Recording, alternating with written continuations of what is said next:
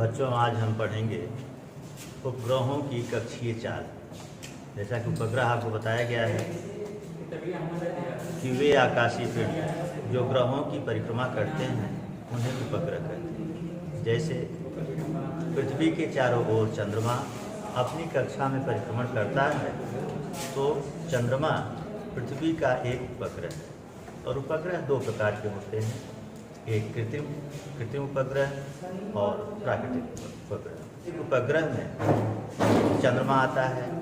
इसके बाद भी मानव निर्मित उपग्रहों को कृत्रिम उपग्रह कहते हैं, जैसे आर्यभट्ट, स्पुतनिक या इसी तरह से और तमाम तरह के उपग्रह बनाए गए हैं जिनका उपयोग करते हैं।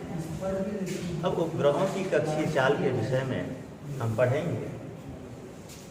कक्षीय चाल क्या है कि कोई उपग्रह अपनी कक्षा में जिस चाल से वृत्तीय गति करता है उसे उस उपग्रह की कक्षीय चाल कहते हैं। मान लिया पृथ्वी का द्रव्यमान m, त्रिज्या r और केंद्र O है। इस पृथ्वी तल से स्मॉल h ऊंचाई पर स्मॉल m द्रव्यमान का कोई उपग्रह एक समान वृत्तीय गति से यानी एक चाल से अपनी कक्षा में परिक्रमण कर रहा है। इस स्थिति में पृथ्वी के केंद्र O से उपग्रह के बीच की दूरी RE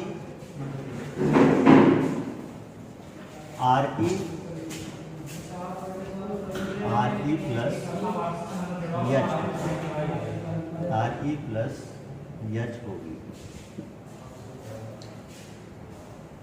तो पृथ्वी द्वारा पिंड पर या उपग्रह पर लगने वाला गुरुत्वाकर्षण बल, यदि मान लिया जाए कि उपग्रह पृथ्वी तल के समीप ही है, तो पृथ्वी द्वारा उपग्रह पर लगने वाला गुरुत्वाकर्षण बल F G m/RE plus h का होल स्क्वायर। और इस गुरुत्वाकर्षण बल से ही उपग्रह को पृथ्वी के चारों ओर वृत्तीय गति करने के लिए अभिकेंद्र बल F बराबर mv²/r मिलता है।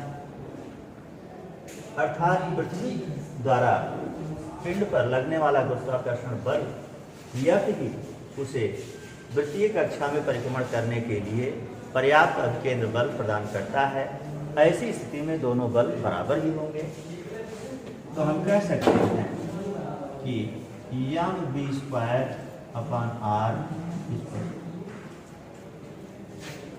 R यहाँ से O से उस पिंड के बीच की दूरी को माना जा सकता है, परंतु यहाँ R जो है यह RE प्लस h होगा। तो RE प्लस h यह बराबर हो जाएगा G/RE प्लस h का होल स्क्वायर। इसे हल करने पर हो जाएगा v² G m/RE plus h का whole square into RE plus h/m।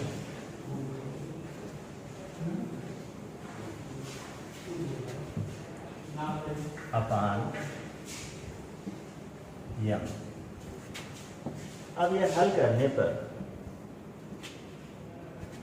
होगा यह बराबर m से m कैंसिल हो जाएगा, एक घात इसमें हट जाएगी, यह हो जाएगा G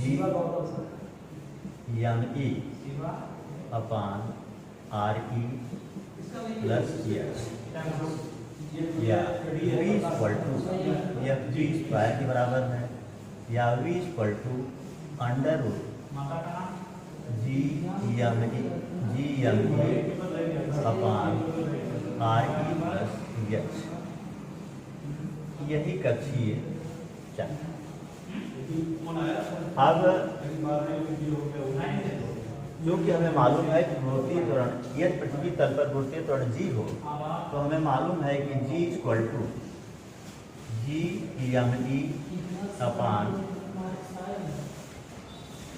आर ई स्क्वायर। तो इस सूत्र से सूत्र जी बराबर G M E upon R E square से G M E equal to G R E square, और यह मान इस सूत्र में रखा जा सकता है। तो यह हो जाएगा v equal to under root G R E square upon R E plus H. ऐसी स्थिति में हम इसे इस तरह से लिख सकते हैं कि आर ई अंडर रूट जी अपान आर ई प्लस एच के फार्मूला में यह था। और यदि यह मान लिया जाए कि एच का मान बहुत कम है, अर्थात हम यह कह सकते हैं कि यदि उपग्रह पृथ्वी तल के अत्यंत समीप है, तो माना जा सकता है कि यदि R E greater than H, पृथ्वी की त्रिज्या आर ई पृथ्वी तल से उपग्रह की ऊंचाई एच की अपेक्षा बहुत अधिक है, अथवा हम यह भी कह सकते हैं कि एच का मान यदि बहुत कम है तो एच को नगण्य मानकर छोड़ देने पर v equal to under G R E square upon R E, या v equal to under G R ई।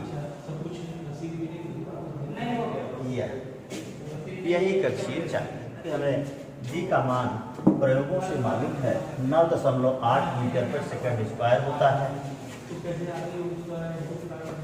और पृथ्वी की त्रिज्या 6.4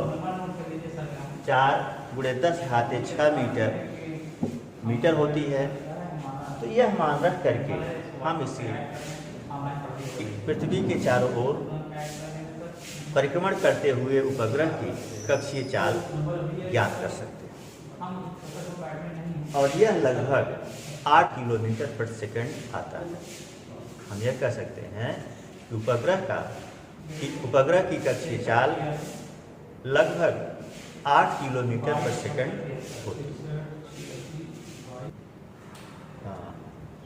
बच्चों, इसके पहले हम लोग उपग्रहों की कक्षीय चाल पढ़े, अब पलायन वेग पढ़ेंगे, एस्केप वेलोसिटी।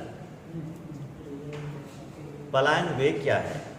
वह न्यूनतम वेग जिससे किसी पिंड को पृथ्वी तल से ऊर्ध्वाधर ऊपर की ओर फेंकने पर पिंड पृथ्वी के गुरुत्वीय क्षेत्र से बाहर चला जाता है और वापस लौटकर पुनः पृथ्वी पर नहीं आता है, पलायन वेग कहलाता है।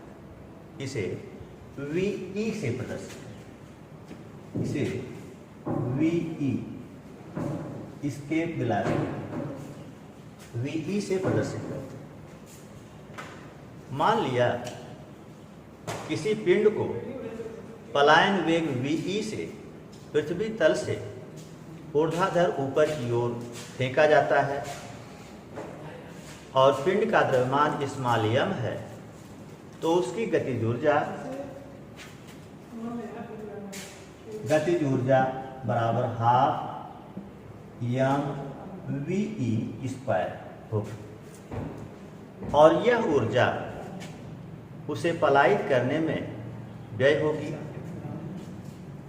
और इसको पलायित करने के लिए फेंके जाने में किया गया कार्य गुरुत्वीय स्थितिज ऊर्जा के बराबर होगा, अर्थात half M V E square equal to जी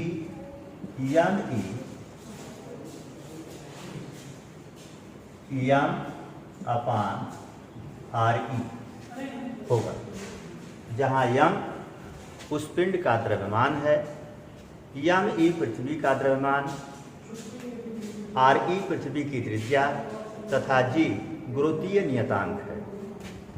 ऐसी स्थिति में हम देखते हैं कि या V E square equal to G M E M upon R E into 2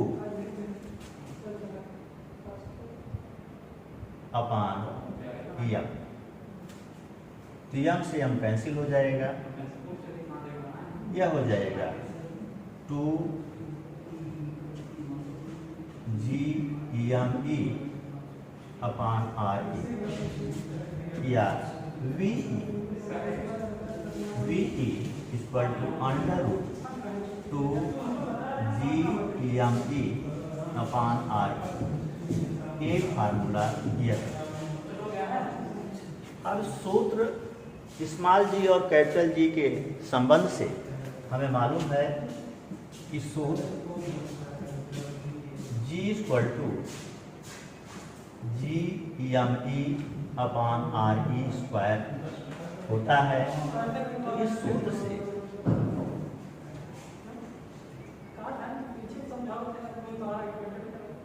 सूत्र से G M E equal to G R E square होगा, और यह मान इसमें रखा जा सकता है। V E equal to under root 2 G R E square upon R, या हम कह सकते हैं कि V E upon 2 G R E. G का मान 9.8 मीटर पर सेकेंड स्क्वायर और पृथ्वी की त्रिज्या 6.4 × 10⁻6 मीटर रखने पर हमें पलायन वेग वी ई बराबर 11.2 किलोमीटर प्रति सेकंड आता है। यही पृथ्वी तल पर किसी पिंड का पलायन वेग। बच्चों, अभी हम लोग पढ़े उपग्रहों की कक्षीय चाल के विषय में और पृथ्वी पर पलायन वेग के विषय में। अब हम लोग पढ़ेंगे कि पलायन वेग तथा कक्षीय वेग में संबंध है, relation between escape velocity and orbital velocity.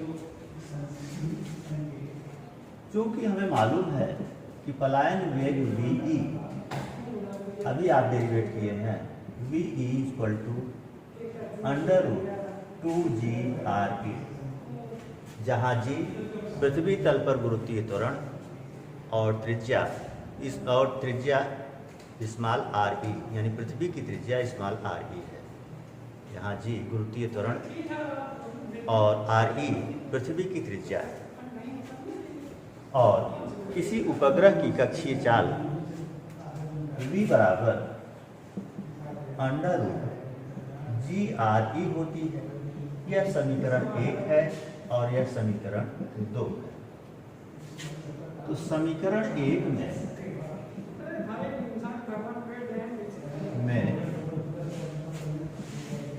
समीकरण 2 से भाग देंगे,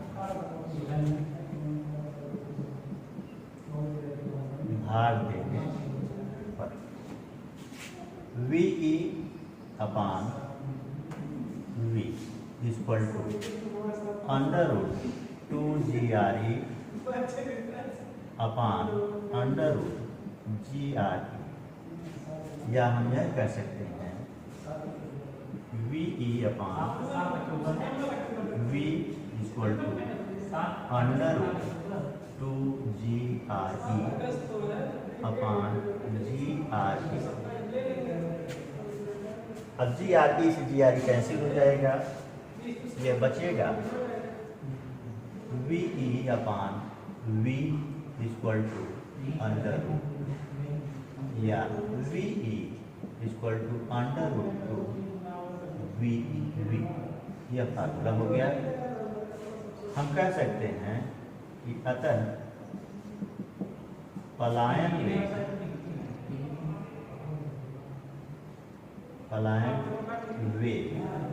बराबर अंडर रूट टू गुणे कक्षीय चाल।